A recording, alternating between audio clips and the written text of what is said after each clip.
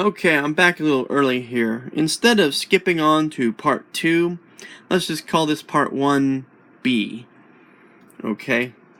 We'll retroactively call the other video part 1A. How's that sound? Anyway, I wanted to show the disassembly on this hub. I've already taken off the lock nut and the cone and sun gear off the right hand side of the hub. This is the sun gear of the planetary gearing. You can see there's the bearing cone for the bearings here. And I've had this hub apart already.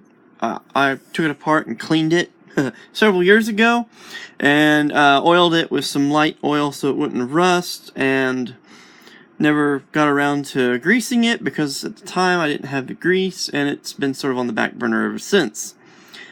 You can see I don't even have it in a wheel yet. So, anyway, back with the disassembly. Next is the planet carrier, and you can remove, if you keep the hub in an upright position, you can remove these individually instead of as a unit like most people recommend, because there are loose balls in there. So this is the low speed driving screw, and this is the planet carrier. There's the race that these bearings ride on, like that.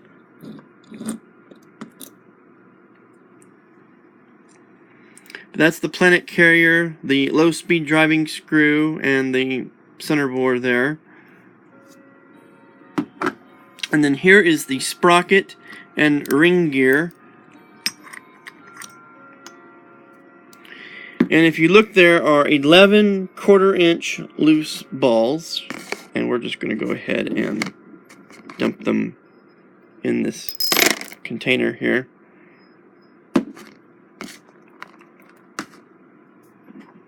So this is the sprocket, drive sprocket, and ring gear, and the high-speed driving screw, or the direct drive screw, and then this is also the indexing mechanism that performs the gear shifting.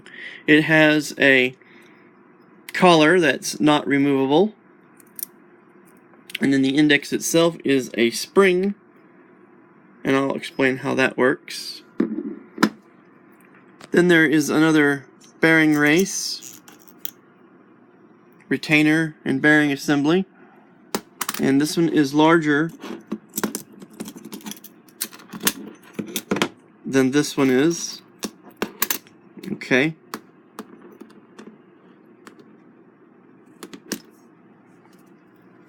Now you can lift the hub shell directly off. And those are the splines for the brake discs on the one end. And it's very difficult to see, but there are 2 tapers in that bore there. And then these are the follower pieces which ride on the screws, and they have a tapered section, each one with knurling, and that's what grips the hub when driving takes place. Here's the high speed and low speed. Then there's the retarder spring. There's a coupling spring here. This piece with the teeth on it is what slides up and down and compresses the discs. And there's another retarder spring and coupling on it. Since this does not rotate, it remains stationary. There's a spring wrapped around it, and then a coupler that attaches to the spring. And then there's these pieces here, which have the internal threads on them that the driving threads rotate in, and that moves them either up to drive or down to brake. and I'll put all this back together and explain how it works.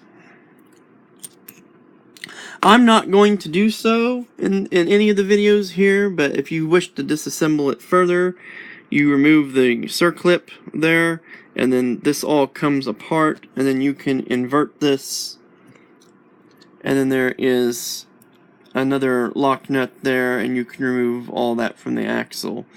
When you're putting it together, you start on this side,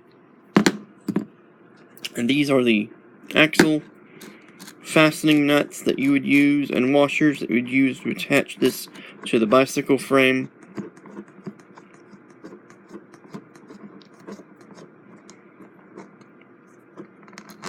According to most of the literature I've seen, if you take this all apart, when you go to put it back together, you want to be 1 1/8 or 1 1/4 inches from here to the end of the axle. And that's where you started out, and everything else will line up correctly. And then here are the brake discs. As I said, half the discs are keyed to the axle, and this piece right here in the middle is what actually is keyed to this brake arm, and then the steel discs are keyed to it, so they would rotate with this. And then the brass discs have 6 lugs on them that engage the 6 slots in the hub shell. So that's the braking side of things. So I will reassemble this as though it were assembled without the shell, so that we can cycle the mechanism and you can see how it works. So I will see you in the next part.